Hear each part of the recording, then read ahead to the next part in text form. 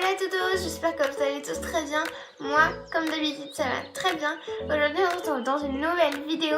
Et si vous avez vu ma dernière vidéo, vous devez normalement savoir qu'on se retrouve aujourd'hui pour une story time. Donc c'est parti.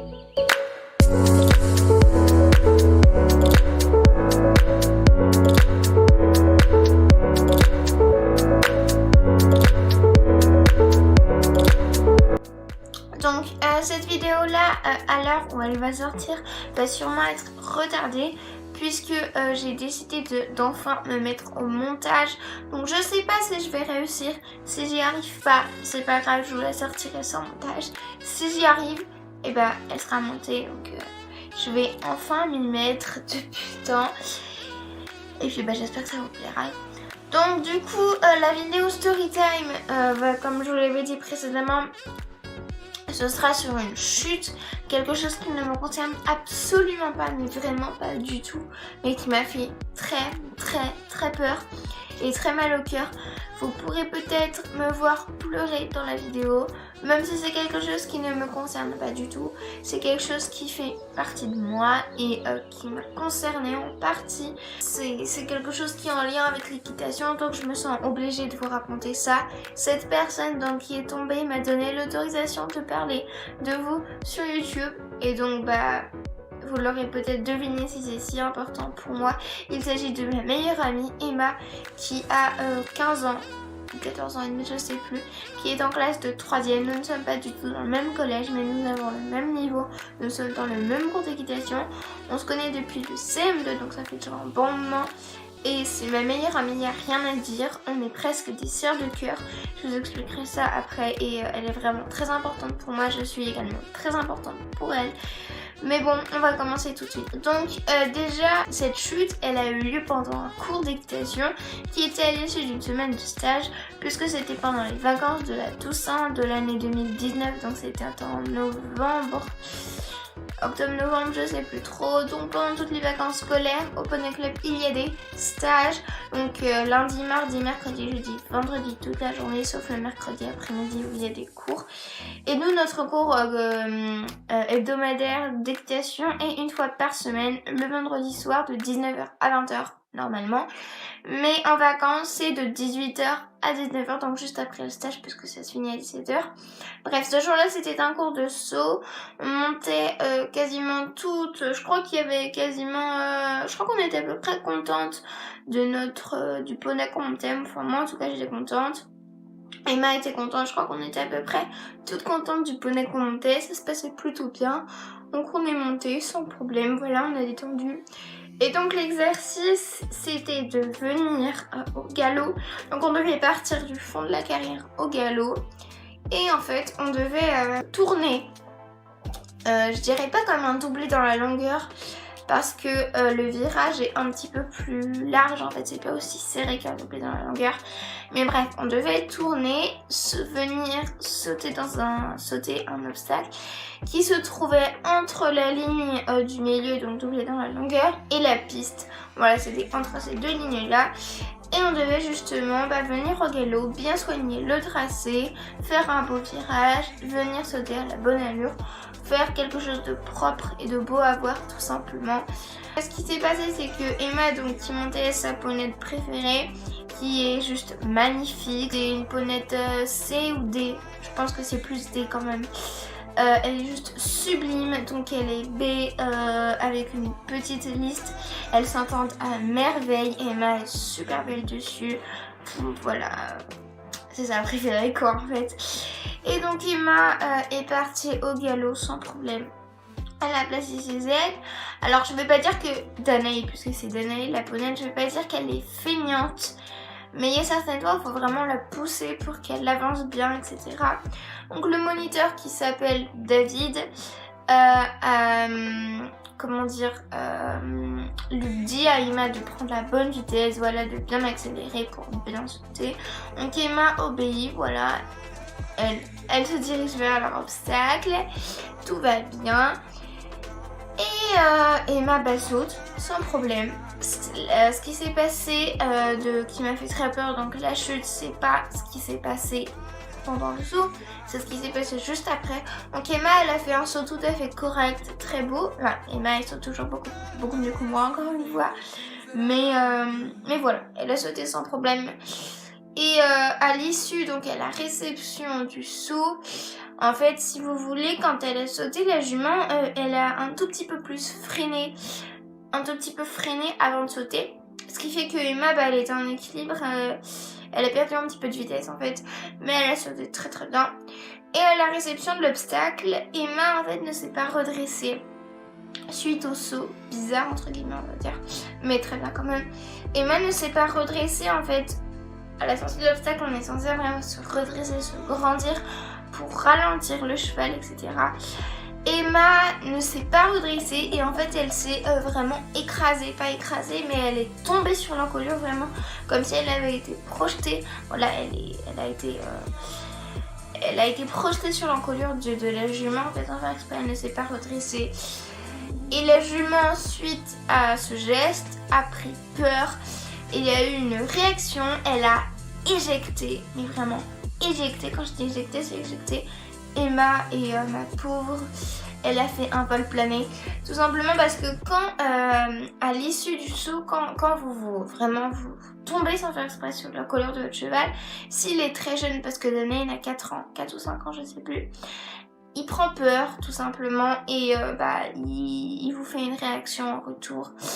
Et Danae a propulsé Emma, vraiment, elle a fait un vol plané.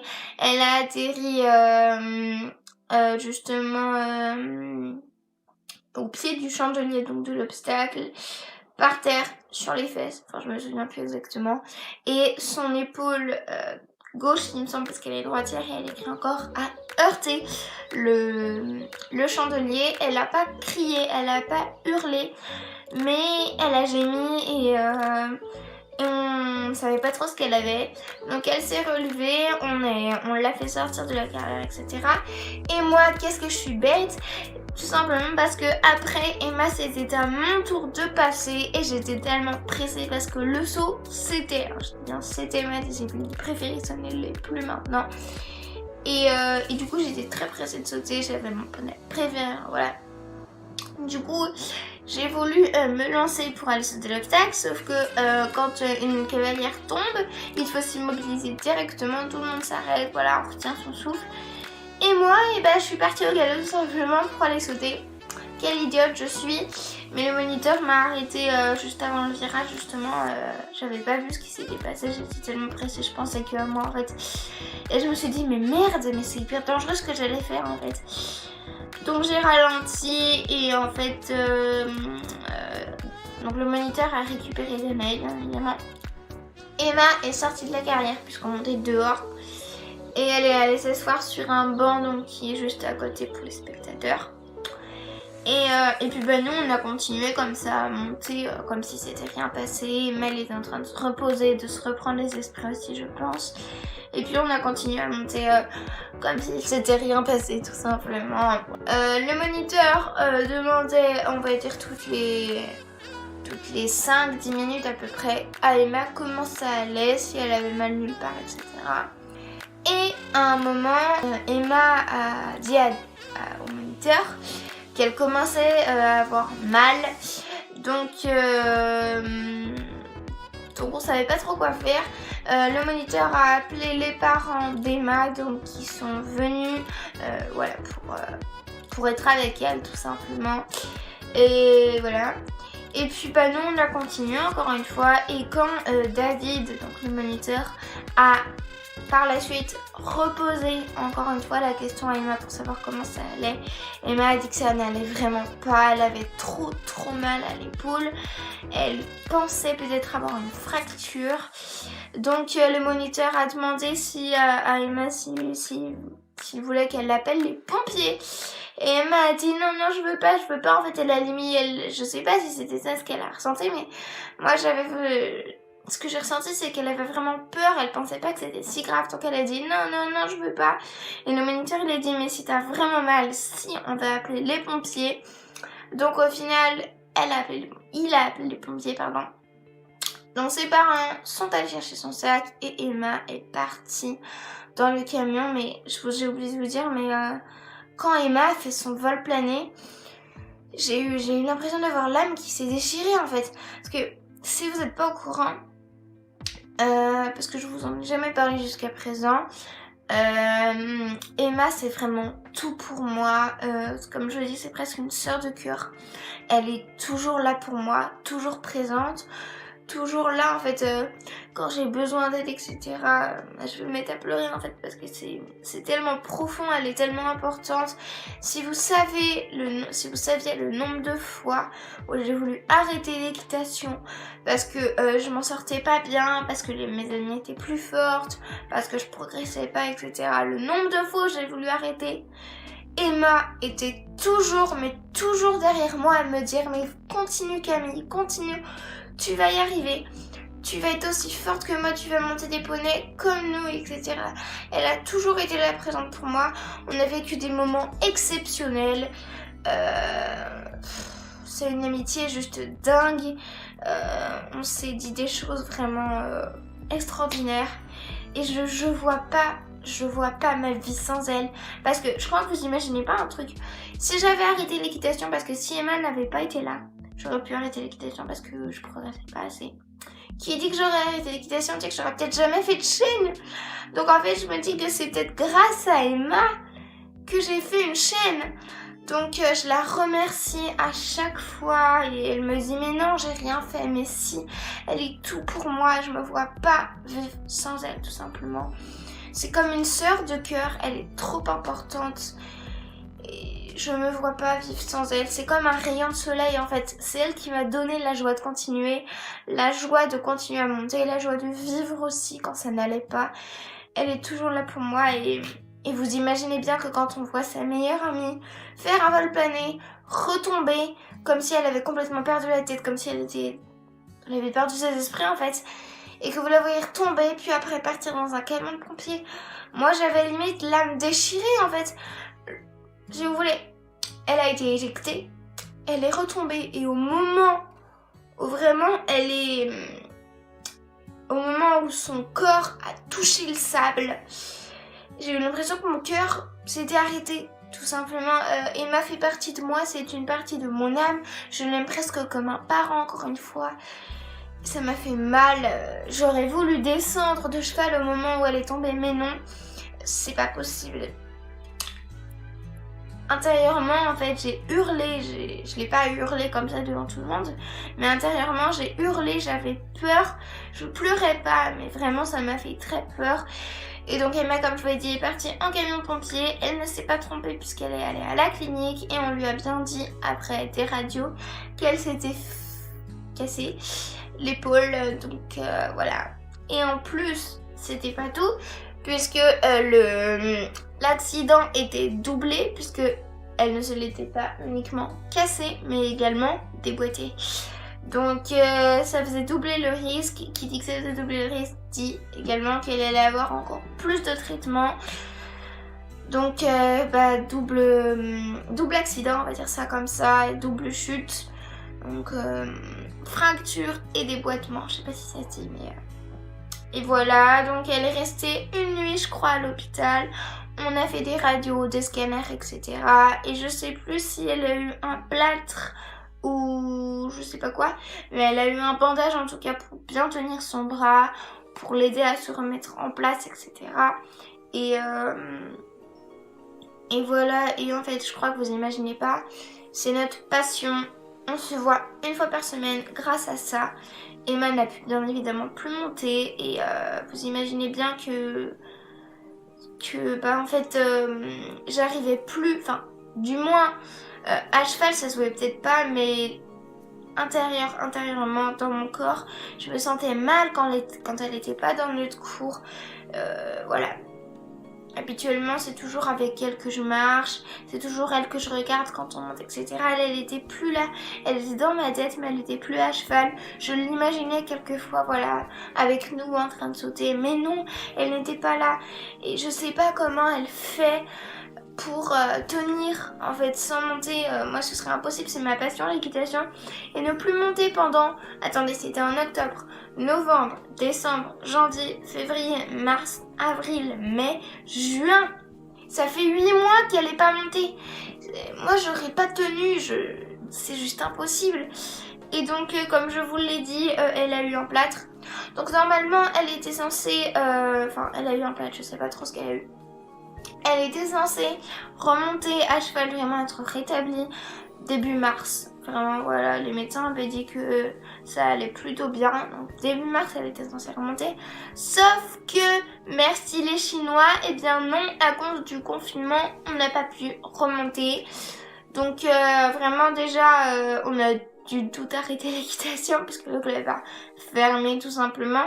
Donc elle, ça faisait déjà novembre, décembre, janvier, février, mars, ça faisait déjà 5 mois qu'elle n'était pas montée à cheval. Et là, on lui dit confinement. Donc en plus, elle doit être... elle a dû être privée encore plus longtemps en fait. Donc je me dis, mais comment elle a fait pour tenir? C'est pas possible. Moi, j'aurais jamais réussi à tenir. Et Emma est très courageuse. Et elle a fait. Elle a réussi à tenir, c'est juste dingue encore une fois. Mais moi je me plaignais à la maison, je me disais mais j'ai pas le droit de remonter, c'est pas juste, j'en avais marre. Mais quand je me dis mais Emma, ça fait 5 mois qu'elle est pas remontée, elle doit déjà en avoir marre.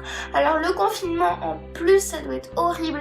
Elle doit être fatiguée, elle a pas école, elle doit en avoir marre tout simplement.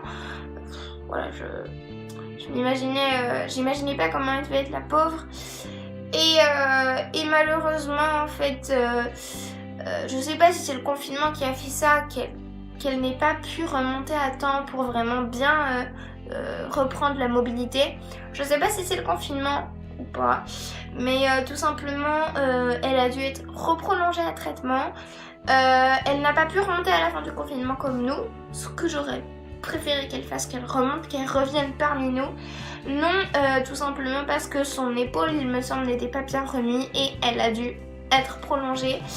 Donc on lui a mis des broches.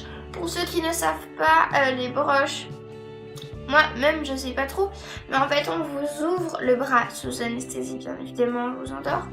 On vous ouvre le bras, on vous met, je sais plus exactement quelle taille c'est, je crois que ça fait 3-4 cm, quelque chose comme ça. Je sais plus dans quelle matière c'est, je sais plus non plus quelle forme ça a. Donc on vous met ce truc dans le bras et ensuite on vous referme. Et en fait, il me semble, tu me diras Emma encore une fois si je me trompe, mais cette chose qu'on a dans le bras est faite pour nous aider à nous rétablir, à remettre l'os à sa place, à que ça aille plus vite en fait. C'est comme un raccourci, quelque chose qui va plus vite. Et Emma, elle m'a dit, mais c'est juste insupportable en fait, parce que quand vous bougez le bras, vous sentez le truc, la broche en fait, qui est dans votre bras, qui bouge parfois, mais ça se sent. Et je me dis, ça doit être horrible, insupportable. Moi, j'aurais vraiment pas accepté qu'on fasse ça. Mais elle avait pas le choix, tout simplement, parce que sinon, ça aurait encore duré plus longtemps. Et puis, bah, ça aurait peut-être jamais fini, en fait. Donc, on a été obligé de lui mettre. Et à l'heure actuelle, je ne sais pas si elle les a encore, ses broches. Mais en tout cas, si elle les a encore, ça fait un bon moment, parce que je crois qu'on lui a mis en avril. Donc ça fait déjà 2 mois presque qu'elle les a. Je sais plus si elle les a encore. Je pense que oui quand même. Et à la base en fait, elle m'avait dit qu'elle ne pourrait remonter que en mai 2021. En mai 2021. En mai 2021. Je crois que vous imaginez pas. Elle est tombée en novembre, octobre-novembre, je sais plus, 2019. Et là, elle me dit qu'on pourrait remonter qu'en mai 2021, c'est-à-dire plus d'1 an après sa chute. C'est juste énorme.